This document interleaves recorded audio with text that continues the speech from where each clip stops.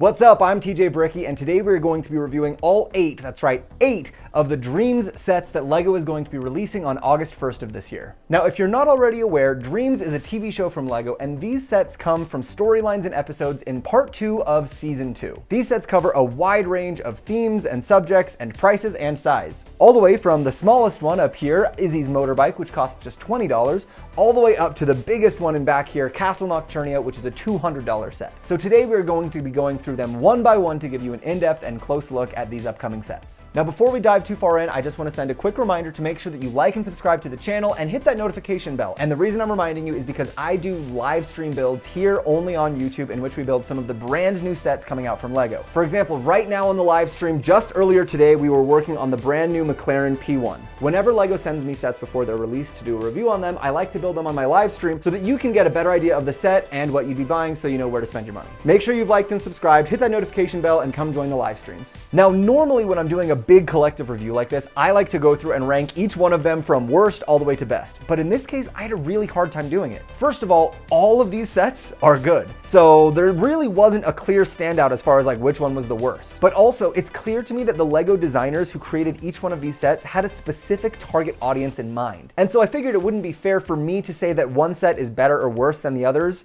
just based on the fact that I'm not the target market for that specific set. So outside of just like personal taste and not being the target audience for some of these sets, the rest of the things that I would normally review a set on, the build quality, the instruction quality, the inventiveness, are all pretty much even across the board. So today, instead of going in order from worst to best, we're just gonna go in order from smallest to biggest, and we'll see all of the sets. I also should mention up front that LEGO kind of threw me into the deep end when they sent me these sets to review, because this was the first time I've done any of the DreamZzz sets. And for a first-time DreamZzz builder, I was really impressed with these sets. I've thought the DreamZzz lineup of sets have looked interesting for a long time, but I just didn't have the time or the budget in the past to get the previous releases. But I love the idea of these sets because the basic theme behind them is kind of going back to the root of why I love LEGO to begin with. Because if you can imagine it, then you can build it. And these sets all really let your imagination run wild because they're kind of a choose your own adventure kind of build. If you've built the Creator 3-in-1 sets before, you're probably already familiar with this kind of a set. This pirate ship, for example, is one of my personal favorite Creator 3-in-1s. With this set, you can either build a pirate ship, you can build like a skull island, or you can build this pirate tavern kind of thing. And all 3 models are really cool. The difference though is that in the Creator 3-in-1 sets, there's usually one model, like in this case the pirate ship, that's the big standout model. It uses all of the pieces and it's clearly the frontliner, it's on the cover of the box. And the other 2 options that you can build in them are still nice sets, but they're much smaller, they usually use only about half of the pieces. So they're very fun sets to build, but you basically have to start from absolute zero and decide at the very beginning which version you want to build. That's not true with the DreamZzz sets. In the DreamZzz lineup, all of these sets include 2 or 3 different options of models that you can build and that are given to you in the instructions. But you start all of them with the same basic shape. For example, with Cooper's C-Rex here, which we'll get to the review of in a minute, you build the middle section of the body first, and then you get to decide if you want to finish it as either the C-Rex or as a pterodactyl. So that's different from the Creator 3-in-1s. But additionally, in the Creator 3-in-1s, like we said, there's usually the one big standout model and the other 2 are like half the size. Not so in the DreamZzz sets. No matter which version of the set you choose to build, all of the options are basically the same size. All of them will use most of the pieces in this set, leaving out just a couple. So it's not like you're choosing between a big version or a small version. All of the options you can get are equally big and impressive. So this is what I love about the DreamZzz lineup. Obviously, looking at these sets, you can tell they're very fun and colorful and vibrant, and they really take you back to your childhood. But in addition to that, they literally let you use your imagination and choose for yourself, what do you want to dream up? Would you rather have a T-Rex or a pterodactyl? Would you rather have a house on the back of this raven, or would you rather have a Baba Yaga style house? Would you rather have a red panda or a turtle or a bird? All of these options are available and all of them are really well executed in these DreamZzz sets. So with that understanding of the DreamZzz theme and how these sets work, let's dive in one by one to take a closer look. So first up on the list, we start with the cheapest of the bunch. This is Zoey's cat motorcycle. It's a $20 set with 226 pieces in it. Now, as we mentioned, all of the DreamZzz sets come with at least 2 and sometimes 3 different options for how you can build the models. For Zoey's cat motorbike, it starts with the basic cat body, and then you can either attach the wheels right here like a motorbike, or the wheels can be attached as like giant propellers, so it makes it into more of like a cat aerial vehicle. Now, as you can see, I chose to build it in the first option, which is the cat motorcycle. For the purpose of these reviews, I decided that when choosing which options to build, I should go with the ones that are on the front of the box cover so you guys can see what to expect. One of the most interesting parts of the set for me was the bow and arrow piece that they give to Zoey. It's a play bow and arrow feature that you use your thumb to push the arrow through the back and it blasts it forward, kind of similar to the way LEGO's been doing a lot of their guns recently. It's got 2 minifigures and one of these little raven pieces, which we'll talk about later and actually turned out to be one of my favorite singular pieces of the series. It's a pretty cool little design packed inside a small little $20 package. Next up is Logan the Mighty Panda. It's a $30 set that has 342 pieces and 2 minifigures. Now, if you watched my video review of the last Ninjago series release, you'll know that the mech in that series was my favorite of the bunch. Here in this Dream series, we actually got 2 mechs. This obviously is the much smaller one, but for a small mech, I think they did a really good job with it. They took a very different approach to what you normally see from mechs. I mean, it's Panda themed. You don't see that very often. So that's a super cute, very Dream style thing, I think. But not only that, he's got like this machine gun that's like styled like bamboo shoots, and it uses this gun mechanism that I actually haven't seen before that kind of makes it function like a machine gun. So I thought that was pretty cool too. Now, as far as your rebuilding options go, Logan the Mighty Panda comes with 2 options. You get the mech like you see before you, or you can build it so it's kind of like on all fours, like running like an actual panda would, I guess. So if you're not quite as into this standing mech battlesuit look, there is another option that makes it look a little bit closer to the actual animal. Overall, I really like the styling of this set. I like that they used bamboo and different elements to make the mech look more in theme with the panda. And of course, because it's a mech, the panda is decently posable. You get some good articulation and movement at the shoulders and at the hips, but you don't get a ton beyond that. So for the size and the price point, I think this is gonna be a really fun entry-level mech for a lot of kids. Continuing up the list, we have Izzy's Dream Animals. This $40 set comes with 328 pieces, 2 minifigures, 1 animal, and 1 little sidekick.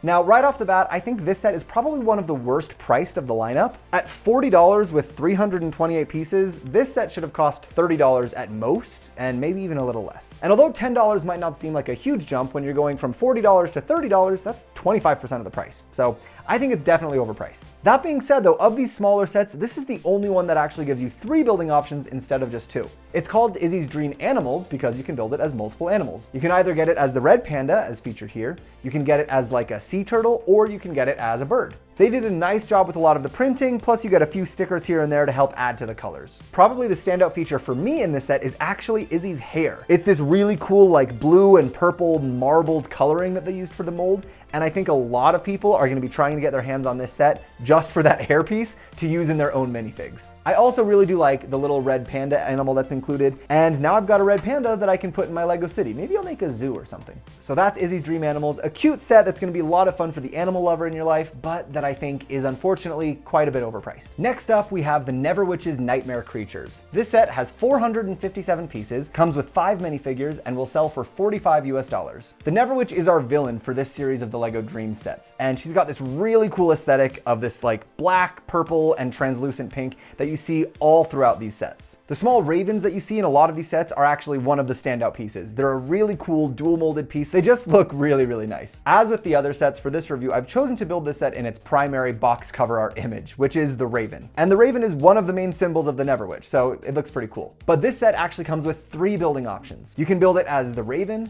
you can build it as this like demon monster looking thing, or you can build it as a wolf. All 3 of the options look really cool and actually use this cauldron piece as the core center torso of the body, which I think is a really cool idea. Now, as far as the set goes, the raven actually articulates in a lot of places. You can move it at its legs, you can move it at its wings in multiple directions, you can move the head and the tail. It's pretty posable and you can set it up in a lot of cool directions, which is great because there's also a throne right on top for the Neverwitch to ride on. If you're wanting a set with a lot of the bad guys and really leans into that kind of dark, almost gothic kind of aesthetic, and you don't want to spend a ton of money, then this is the set to get. At $45 and 457 pieces, it's just barely meeting our 10 cent per piece average, which I think is a little bit too expensive for a set like this. Usually if we have a set that's meeting the 10 cent average like exactly, it's because it's a licensed set. It's a Marvel or a Star Wars or a Harry Potter, something like that. But for a set that's Lego's own IP that they designed themselves, I think just barely meeting that 10 cent average means that this set's priced a little bit high. I would have preferred to see this set priced at around $35 instead. Up next, we have Cooper's Robot Dinosaur C-Rex. This $80 set has 917 pieces and 4 minifigures. Now, I really like the aesthetic on this set. Cooper has basically done like a MacGyver style situation with found materials to take old car parts and turn them into this robot dinosaur. It's got exhaust ports with flames on the face. It's actually got a car on the back for you to drive it from. It's got tires on the wheels. It's got racing stripes. It's got a drill on the tail.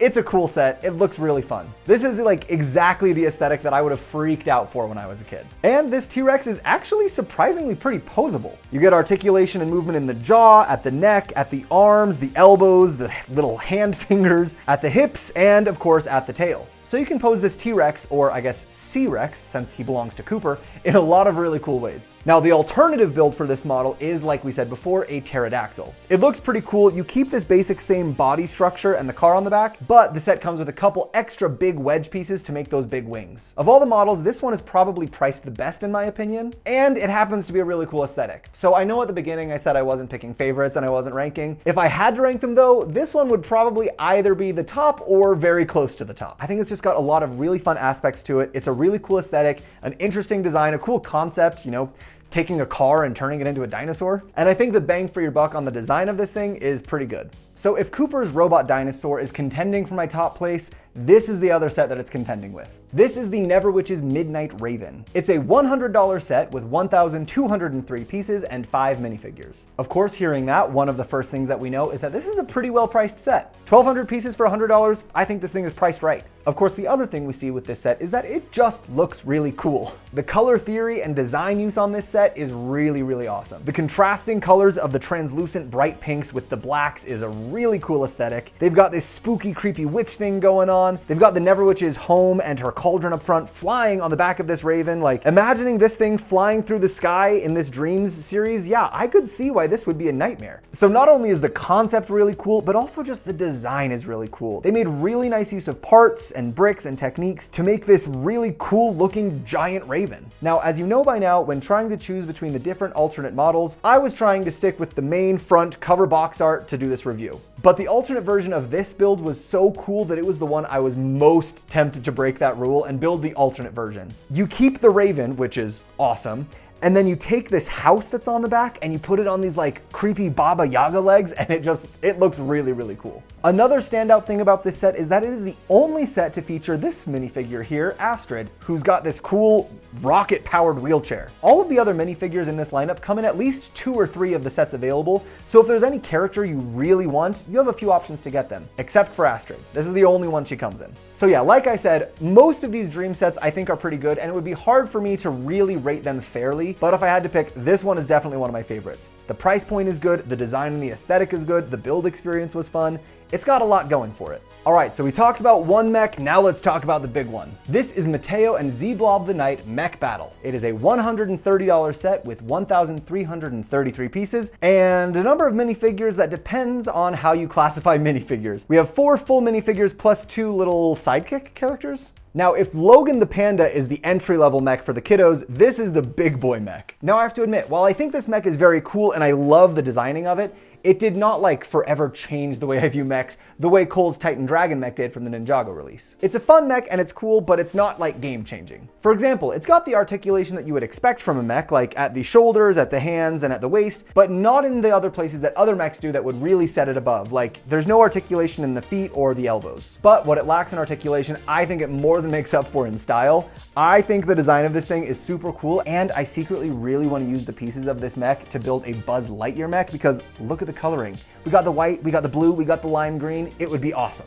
But that would be a project for another time. Now, this mech actually gives you 3 options for how you can finish it out. You can build the standard mech like you see, you can build a mech that's kind of like a centaur looking thing, or you can build another mech that it's hard to describe how it's different, but it's more like the face is in the body, and it's a cool design.